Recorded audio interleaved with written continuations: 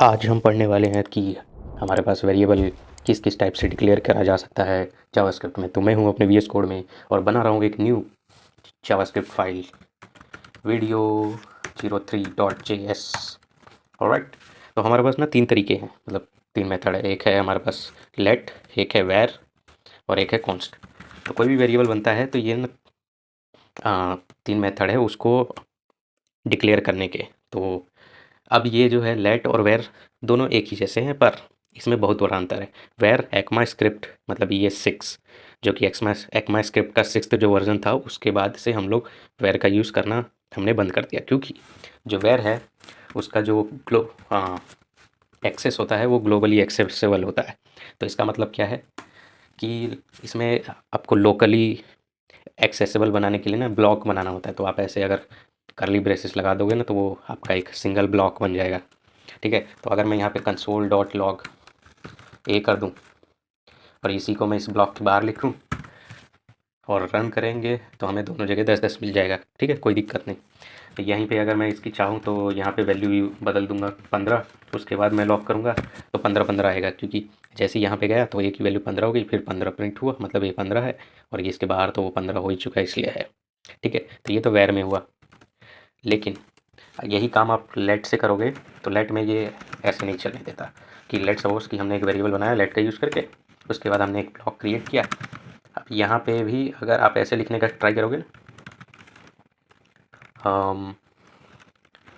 Late A is equal to 15 और console log कर देते हैं हम लोग ए, ठीक है, और इसी को बाहर प्रिंट करवाते हैं।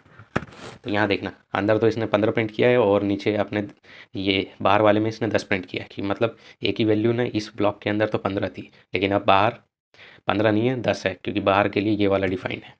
ठीक है, और यहाँ से अगर मैं इसको हटा दूंगा तो ये कैरेट थ्रो कर देगा।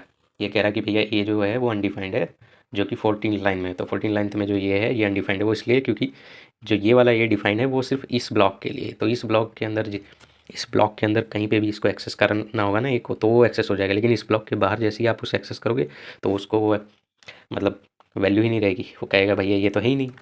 ठीक है, अब यहाँ पे आप ये भी कह सकते हैं कि जैसे जो मैंने ये बनाया है इसमें किया मैंने यहाँ पे इसको डिक्लेयर नहीं किया, इसलिए ही हमारा आंसर वो सेम आ रहा है।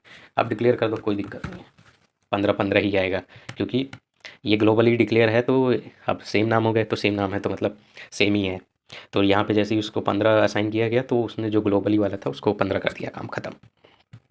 ठीक है, इसीलिए हम लोग इसका वेर का यूज़ नहीं करते हैं कि वेर ना ग्लोबली स्कोपेबल बना देता है वेरिएबल को। ठीक है, ये तो पहला वो है प्रॉब्लम। सेकंड प्रॉब्लम ना इसका ये भी है, लेट्स सपोज इसको हटा के आप ना इसी को दोबारा डिक्लेयर कर सकते हो सेम ही ब्लॉक में।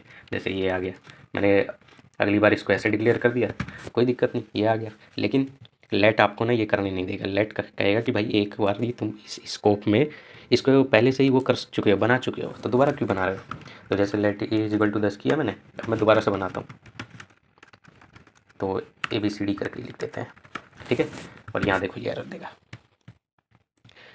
तो यहाँ ये बोला है identifier A has already been declared, इसीलिए हम लोग लेट का यूज़ करते हैं, क्योंकि ये थोड़ी प्रोटेक्शन देता है हमें कि ऐसी हम कुछ भी ना कर दे। एक माना कि जावास्क्रिप्ट हमें हल्के में लेती है, मतलब कहती है कि एक नादान से प्रोग्रामर आया है हमें चलाने तो चलाने देते हैं, बट इतना भी नहीं। ठीक है, तो इसलिए हम लोग अब जब भी वेरिएबल बनाएंगे तो उसे लेट से ही बनाएंगे, वेर का यूज़ नहीं करेंगे।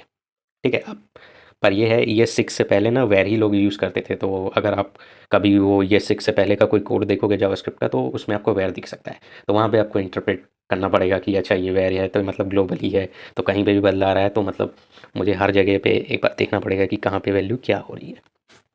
ठीक है, तो वेर में ये है और लेट में तो पता ही चल गया, वो तो ब्लॉक ब्लॉक एक्सेस होता है, बस उसको जिस ब्लॉक में उसको बनाया जाएगा वहीं पे उसकी वैल्यू को एक्सेस करा जाएगा, बस काम खत्म वहीं पे। और उसके अंदर ये नहीं कि बस ये है उस ब्लॉक के बाहर नहीं एक्सेस कर सकते, उस ब्लॉक के अंदर कि जितना भी अंदर हो सके एक्सेस कर लो, कोई दिक्कत नहीं। जैसे यहाँ पे ही मैंने एक लेट इज इक्वल टू 10 किया और इस जो ये जो दूसरा ब्लॉक है ना ये छोटा सा, इसके अंदर मैं एक को एक्सेस कर रहा हूँ तो ये करने देगा, कोई दिक्कत नहीं है, बता देगा भाई 10-10 है। ठीक है, लेकिन यहीं पे ये मैं जैसा कि मैंने आपको पहले भी दिखाया था कि इसको ना अंदर करता हूँ और यह अरे ए को डिक्लेयर मैंने अंदर किया है और यहाँ बाहर मैं ढूंढना चाहता हूँ, तब यह देगा। ये कहेगा भाई जो तुम्हारा ये जो है ना 11वें लाइन में, तो 11वीं लाइन में जो ए है उस वो ना डिफाइंड नहीं है, तो ये लेट ऐसे बोलता है। ठीक है, तो ये तो हो गया लेट और वेर के बारे में। अब कॉन्स्ट की बातें करते हैं। तो कॉन्स्ट जैसे नाम से ही पता चला है कॉन्स्टेंट, मतलब एक बार बना दिया वैल्यू अब वही रहेगी, नहीं बदलने वाली। अब पूरे प्रोग्राम में कहीं पे भी कुछ भी कर लो, जैसे ही बदलोगे एरर थ्रो कर देगा। तो जैसे मैं ए को अगर मैंने 10 लिख दिया तो अभी ये यही रहने वाला है। ठीक है, तो क्या मैं इसके अंदर भी एक नया ए बना सकता हूँ? तो हाँ, वो आप बना सकते हो, क्योंकि कांस्टेंट भी स्कोप्ड वाला वेरिएबल है। यहाँ अंदर ए की वैल्यू 15 ट्रीट करी जा रही है और बाहर बाहर के लिए 10 है। ठीक है, तो ये भी स्कोप्ड वेरिएबल है, इसका भी ध्यान रख लेना आप। वैसे कांस्टेंट वाले को हम लोग ज़्यादातर पूरा ही ग्लोबल ही बना देते हैं कि सबसे ऊपर लिख देते हैं, उसके बाद जहाँ पे भी एक्सेस करना होता है वहाँ पे करते हैं। ठीक है, अब कांस्टेंट में ही हो गया। हाँ, इसमें यह है कि आप इसको बदल नहीं सकते। एक बार ये आपने बना दिया ना तो ये वैल्यू चेंज नहीं होगी, एरर थ्रो कर दिया। कह रहा है असाइनमेंट टू कांस्टेंट वेरिएबल, मतलब एक कांस्टेंट वेरिएबल को तुम असाइन कर रहे हो, ऐसे नहीं चलेगा भाई का।